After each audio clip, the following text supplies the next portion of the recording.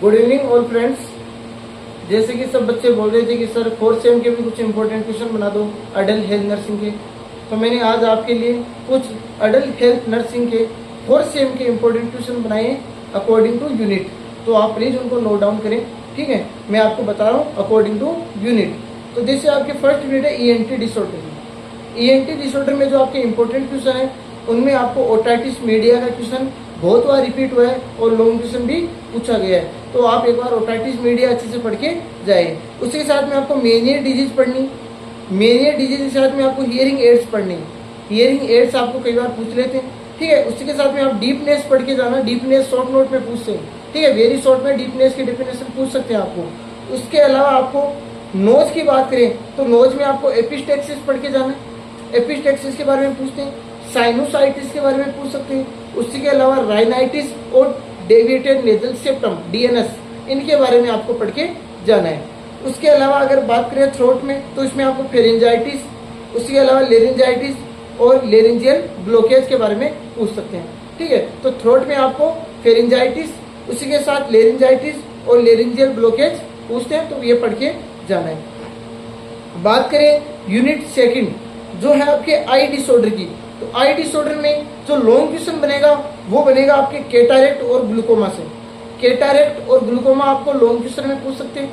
Short में बात करें तो रेफ्रैक्टिव एरर पढ़ के जाना है आपको। उसी के अलावा रेटाइनल डिटेचमेंट पढ़ के जाना है और उसके साथ में आपको आई डोनेशन और आई बैंकिंग पढ़ के चले जाना है।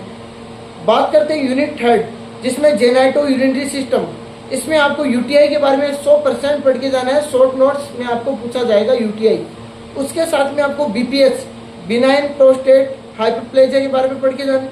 उसके साथ आपको नेफ्राइटिस और नेफ्रोटिक सिंड्रोम पढ़ के जाना है। नेफ्रोटिक सिंड्रोम भी बहुत बार पूछा गया है। उसके साथ में नेफ्राइटिस शॉर्ट नोट में पूछते हैं। एक पीआईडी पढ़ के चले जाना आप, पेल्विक इन्फ्लामेटरी डिजीज, पीआईडी के बारे में पढ़ के जाना है।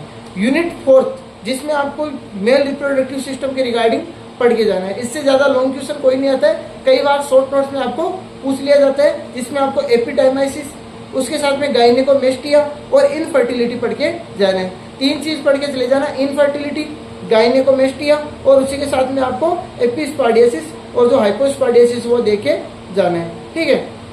बात करते हैं अपन यूनिट 5 जो बैंड की है, उसमें अपने को पढ़ना है बैंड कंप्लीट पढ़ के जाना है। बैंड का बड़ा क्वेश्चन आता है जिसमें बैंड के पोजेज, उसके अलग अलग क्लासिफिकेशन, टाइप्स, उसके रूल ऑफ 9, ठीक है, कैलकुलेशन और उसका मैनेजमेंट के रिगार्डिंग बैंड का एक लॉन्ग क्वेश्चन बन के आता है, ठीक है। तो बैंड में आपको बैंड के बारे में पढ़ना है। उसके साथ में एडिशनल आप शॉर्ट नोट में पढ़ो तो कॉस्मेटिक सर्जरी और उसके साथ में आपको और पढ़ के जानी है, साथ में रिकंस्ट्रक्टिव सर्जरी पढ़ के चले जाना है, ठीक है। और यहाँ से आपको एनसीपी भी बनवा सकते हैं बैंड के regarding.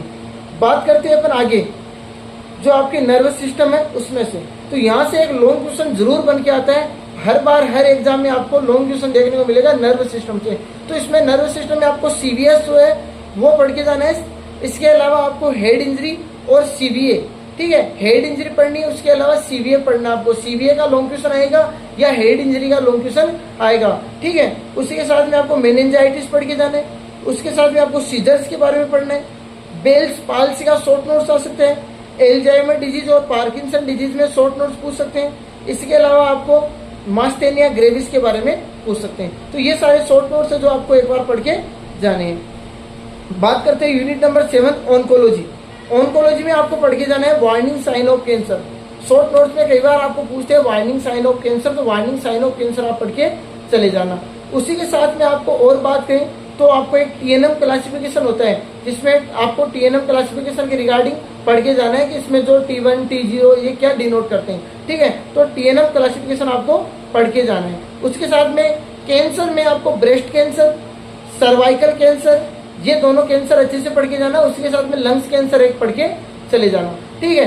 Cervical cancer, breast cancer और लंग्स कैंसर पढ़ के जाना। इसके साथ में आपको पेप स्मेयर पढ़ के जाना है। जो सर्वाइकल कैंसर है उसमें पेप स्मेयर आता है। पेप स्मेयर आपको वेरी शॉर्ट में पूछ सकते हैं कई बार, पेप स्मेयर पढ़ के जाना है। और उसके साथ में अगर बात करें तो कीमोथेरेपी और रेडिएशन थेरेपी पढ़ के चले जाना।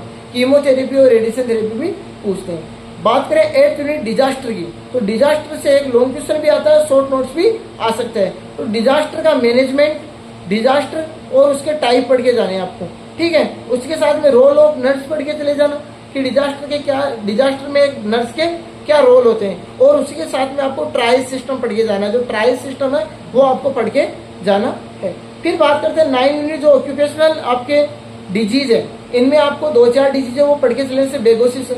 बेगोसिस कई बार पूछ लेते हैं आपको ऑक्यूपेशनल में, ठीक है। वहीं आप लीड पॉइजनिंग के बारे में कई बार पूछ लेते हैं, ठीक है। उसके साथ में आपको और पढ़ो तो उसके साथ में आप पढ़ जाना जो आपके सिलिकोसिस है, सिलिकोसिस बहुत बार पूछ लेते हैं, ठीक है। बेसिनोसिस है, ये 3-4 डिजीज है जो आपको बार बार पूछते हैं। बात करें अपन लास्ट में सीसीयू, ठीक है। सीसीयू में आपको पूछते हैं प्रिंसिपल ऑफ सीसीयू, सीसीयू के प्रिंसिपल पूछते हैं। वहीं आपको सीसीयू का लीगल एस्पेक्ट पूछ सकते हैं। उसके साथ में ऑर्गेनाइजेशनल सेटअप पूछ सकते हैं। एक वेंटिलेटर के बारे में शॉर्ट नोट पूछ सकते हैं कि वेंटिलेटर के बारे में आप क्या जानते हो, वेंटिलेटर के बारे में आप क्या समझते हो, तो वेंटिलेटर पढ़ के जाना।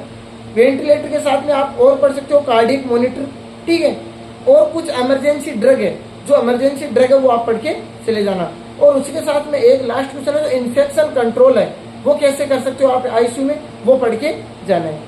एक यूनिट आपकी बचती है 11th एल्डरली वाली, ठीक है। इसमें आपको ज्यादा नहीं, एक तो एजिंग प्रोसेस पढ़ के जानी है एल्डरली वाली में, जो लास्ट यूनिट है इसमें आपको एजिंग प्रोसेस पढ़ के जानी है। एक कुछ एज रिलेटेड चेंजेस होते हैं, कार्डियोवास्कुलर में क्या चेंज हो रहे हैं, मस्कुलोस्केलेटल में क्या चेंजेस हो रहे हैं, रेस्पिरेटरी सिस्टम में क्या चेंजेस हो रहे हैं, तो एज रिलेटेड चेंजेस आपको पढ़ के जाने। उसके साथ में आप हॉस्पिस केयर या पैलेटिव केयर पढ़ जाना, और उसके साथ में रोल ऑफ नर्स पढ़ के चले जाना एल्डरली केयर में। तो ये आपको मैंने कुछ इंपॉर्टेंट क्वेश्चन बताए adult health nursing 4th semester के। तो ये मेन एग्जाम की तरह से बहुत ही इंपॉर्टेंट है, आपको इनमें से क्वेश्चन वहां पर देखने को मिलेंगे। तो प्लीज एक बार ये वीडियो आप देखे जाएं। और 3rd सेम के लिए मैंने प्रीवियस वीडियो बनाया था जिसमें 3rd सेम के लिए अडल्ट हेल्थ नर्सिंग के इंपॉर्टेंट क्वेश्चन वहां पे मैंने बनाए, तो वो वीडियो भी आप देख सकते हो। Thank you class.